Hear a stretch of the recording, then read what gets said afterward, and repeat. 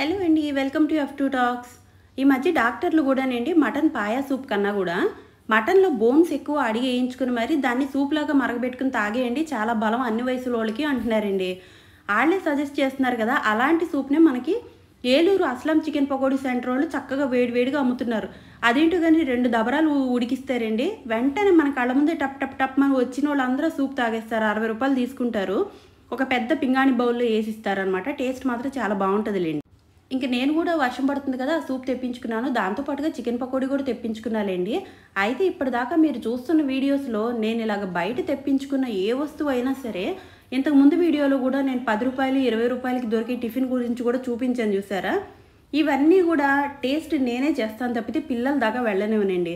ఇప్పటికే వాళ్ళకి ఏదైనా కొంచెం బయట ఫుడ్ పెడితే వెంటనే గొంతు రొంప, దగ్గు, జలుబులు అన్నీ వచ్చేస్తున్నాయి కదా, ఇంకా జ్వరాలు అయితే మామూలుగా కాదులేండి. అందుకనే పిల్లలు బాగా సెన్సిటివ్ అయిపోయారు ఏమో, నాకు అర్థం కావట్లేదు. కానీ వాళ్ళ దాకా అయితే ఏది తీసుకెళ్ళి, ఈ విషయంలో మాత్రం మా పేరెంట్స్ చాలా స్ట్రిక్ట్గా ఉంటారు. మా తమ్ముడు అయితే ఇంకా రంకెలేస్తాడు అనమాట అండి, పిల్లలకి ఎందుకు బయటికి పెట్టావు అని చెప్పేసి. ఇంకా అందుకనే వాళ్ళ వరకు తీసుకెళ్లేది లేదు. ఇప్పుడు ఈ సూప్ కూడా నేను తాగేసి ఆ చికెన్ పకోడీ తినడానికి, పిల్లలకి అయితే డాక్టరు నైట్ పెరుగన్నం కూడా పెట్టద్దన్నారు. మంచిగా వేడిగా పాలన్నమే కలపమంటే ఇదిగోండి పాలన్నం కలిపేశారనమాట. ఇంక దీంట్లో అయితే అన్నం మెత్తగా పిసికేసిన తర్వాత మనం గోల్డ్ ప్యాకెట్ పాలు వేసామంటే టేస్ట్ బాగుంటుంది. మాకు ఎలాగో ఏలూరులో మంచి పాలు దొరుకుతాయిలేండి, ఇంకా వేసి కలిపారు, టేస్ట్ మాత్రం అద్దరిపోయింది. ఇంకా తెల్లారితే నాగుల చవితి అండి మాకు. అయితే నేను బిర్లా భవన్ హోటల్ నుంచి నేను ఈరోజంతా వెజిటేరియనే తినాలి కదా, అక్కడి నుంచి నేను ఇడ్లీ సాంబార్ మిస్ అవుతున్నాను కదా అని చెప్పి అది తెప్పించుకున్నాను. దీంతో పాటుగా పూరీను ఆవడ కూడా తెప్పించుకున్నాలేండి. ఎలాగో వెళ్ళిన పని కదా, ఎందుకంటే టేస్ట్ చూద్దామని చెప్పేసి, మళ్ళీ బిర్లా భవన్ మిస్ అవుతాను కదా. ఇవి నేను పోయిన సంవత్సరం వచ్చినప్పుడు ఏలూరులో పులుసు పెట్టించాను, చూసారా? మీ అందరికీ గుర్తుండే ఉంటుంది, పునుకులు పులుసు అండి, పెసర పునుకులు. దీన్ని పెసరపప్పును బాగా ముద్ద కొట్టేసిన తర్వాత సోడా వేస్తారేమో అనుకుంటున్నా, లేకపోతే ఇంత పొంగవు కదా. ఈ పునుకుల్లా చేసి అమ్ముతారు, 10 రూపాయలకి 3 అండి. అలాగే మనకి ఎన్ని కావాలంటే అన్ని తీసుకొచ్చి ఈ పూట కూడా పులుసు పెట్టడానికి తెప్పించాం అనమాట.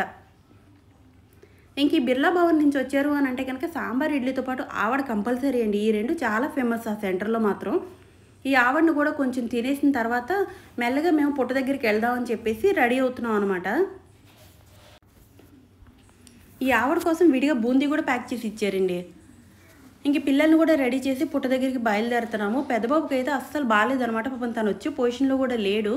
కొంచెం ఈసారికి మాత్రం పట్టుకెళ్తున్నాను. అయితే ప్రతి సంవత్సరం కూడా నేను పుట్టలో పాలేద్దాం అనుకుంటున్నాను, కానీ నాకు కుదరట్లేదండి.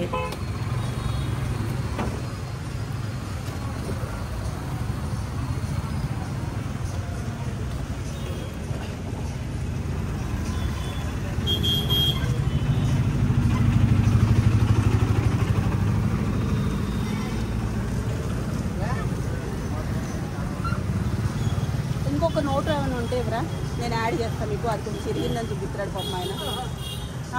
ఉండు ఒక 20-50 ఉన్న ఇచ్చేయండి, నేను యాడ్ చేస్తాను.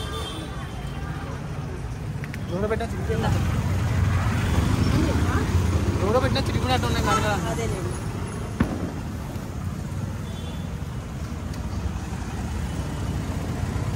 తాగుతావా?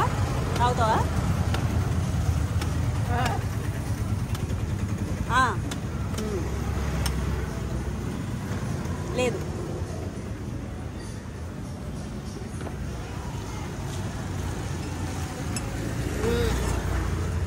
స్కూలా? ఇది కాదు, మాది హైదరాబాద్. ఇదే ఇంకోటి ఇచ్చేది.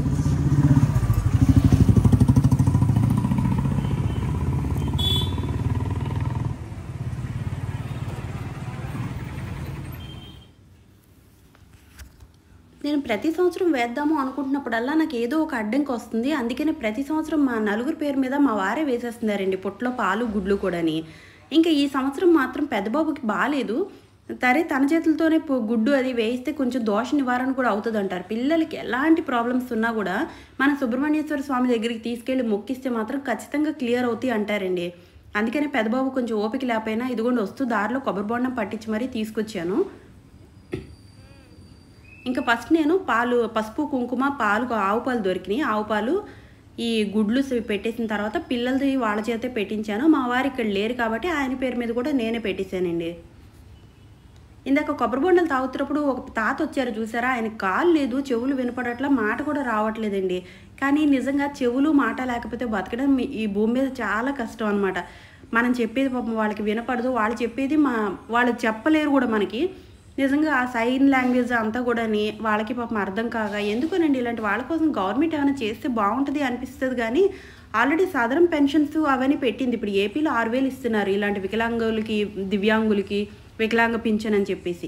కానీ మరి వీళ్ళకి అవి అందుతున్నాయా లేదా అంత అవేర్నెస్ అంటే వీళ్ళకి అసలు ఆ పథకాల గురించి తెలుసా అన్నది ఒక క్వశ్చన్ మార్క్ నన్ను అడిగితే మాత్రం. కొంత ఏలూరులో అవేర్నెస్ పెంచాలేమో అనిపిస్తుందండి. ఏలూరనే కాదు చుట్టుపక్కల ఉన్న పల్లెటూరులో వాటిలో కూడా. ఎందుకంటే వాళ్ళకి 6,000 రూపాయల పెన్షన్ వస్తుంది. ప్రతి నెల ఇంటికి తీసుకొచ్చి మరీ ఇచ్చేస్తారు. మరి వీళ్ళకి అందుతుందా లేదా అన్నది ఒక్కసారి అయితే కనుక ఎవరన్నా దాని మీద ఫైట్ చేయాలేమో అనిపిస్తుంది.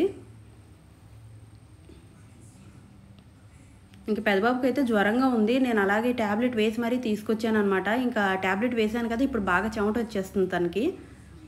పాప రాలేకపోయినా తీసుకొచ్చానండి. ఎప్పుడు కూడా ఇంతే. ఇంక మనం పుట్టమన్నం తీసి చెవులకి పెట్టేస్తే మాత్రం వాళ్ళకి కొంచెం చెవులకి సంబంధించిన ప్రాబ్లమ్స్ ఉన్నా కూడా తగ్గుతాయి అని అంటారు. ఇంక మా వారి గుడ్డు కూడా నేను ఇక్కడ పెట్టేశాక అయితే ఇది వచ్చేసరికి మనకి జనరల్గా పుట్టలు ఇదివరకు రోజుల్లో అనుకోండి మాకు పంపుల చెరువు గట్లెంట అక్కడ పోస్టల్ కాలనీలో బాగా ఉండేవి అనమాట. అక్కడికి వెళ్ళి డైరెక్ట్గా వేసుకునేవాళ్ళం. ఇప్పుడు పుట్టలు ఎక్కడ కనబడుతాయి చెప్పండి? సుబ్బమాదేవి స్కూల్ దగ్గర ఒక ఆంజనేయ స్వామి గుడి ఉంది. ఆ పక్కనే కొంచెం ఇలా సుబ్రహ్మణ్యేశ్వర స్వామి గుడి ఉందంటే అక్కడ డైరెక్ట్గా పెట్టేద్దామని వచ్చామన్నమాట. ఇదివరకటి రోజుల్లో పుట్టలు కనబట్టలేదండి. ఇంక ఇదంతా సుబ్బమాదేవి స్కూల్ సర్కిల్ అనమాట. మనకి సమస్తం ఇక్కడ దొరికేస్తాయండి. స్వీట్ దగ్గర నుంచి, హాట్ దగ్గర నుంచి, medical shop, doctors, super specialities అన్నీ మంచిగా దొరికే సెంటర్ అనమాట.